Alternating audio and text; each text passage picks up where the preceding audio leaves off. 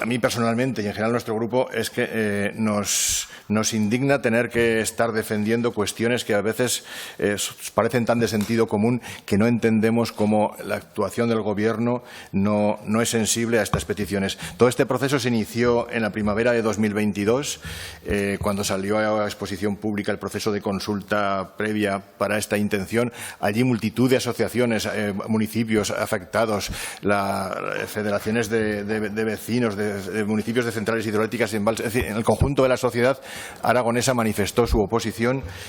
Nosotros mismos trasladamos esa oposición en una reunión específica con el secretario de Estado de Medio Ambiente. Le volvimos a manifestar todas esas reticencias en la comisión correspondiente.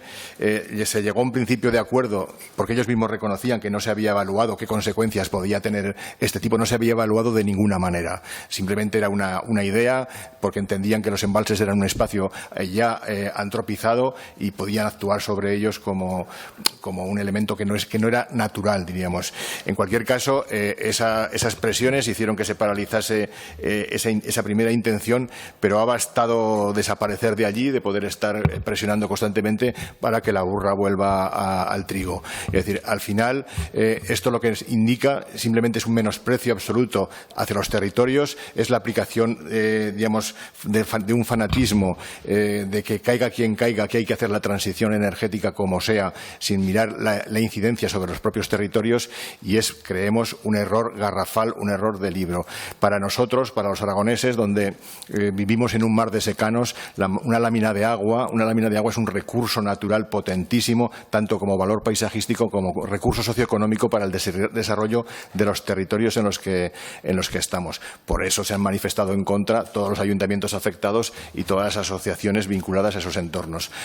Creemos que esto hay que impedirlo porque un propio Real Decreto fija la ocupación máxima en torno a un 15% de la superficie del embalse. La realidad es que todos conocemos que los embalses, la ocupación de la lámina de agua es muy variable y en verano se reduce a más de la mitad. Ese 15% teórico de la lámina máxima estaría probablemente en los meses de verano en más del 60% de la ocupación. Eso impediría pues, el uso para actividades recreativas, el uso como seguridad para digamos, carga de los aviones de protección contra incendios. Es decir, muchísimas externalidades negativas que van en contra de la potenciación de nuestro recurso natural y de nuestro territorio.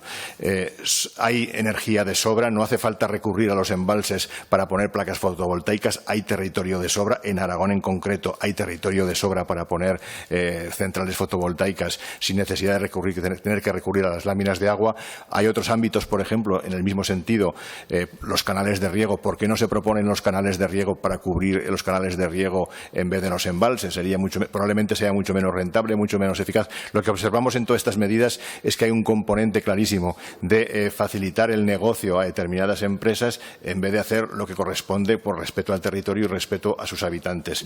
Esperemos que esto decaiga, que se pueda frenar este atropello y, en cualquier caso, que a ninguna empresa se le ocurra plantear estas placas sobre los embalses sabiendo la oposición radical que hay del conjunto de la sociedad aragonesa. Por eso les pedimos el apoyo mayoritario a esta opción. Las propias Cortes de Aragón ya han aprobado muchas veces. La anterior legislatura llevó un pronunciamiento en este sentido. Este mismo pronunciamiento se ha recogido en una de las conclusiones de la Comisión de Investigación de Renovables, que quiero decir que es reiterado y manifiestamente evidente la oposición que hay en la sociedad aragonesa y en su representación política a este criterio. Esperamos que no vaya así. También nos gustaría que esta oposición a las placas de los embalses sobre los pantanos se trasladase a la oposición en otros territorios de la misma calidad ambiental.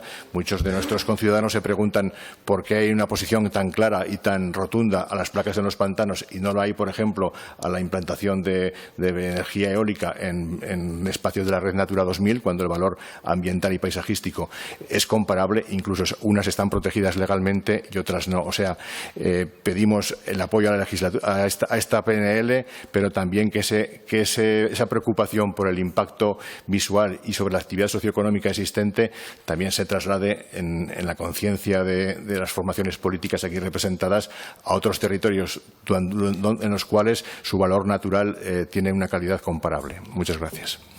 ¿Votos a favor?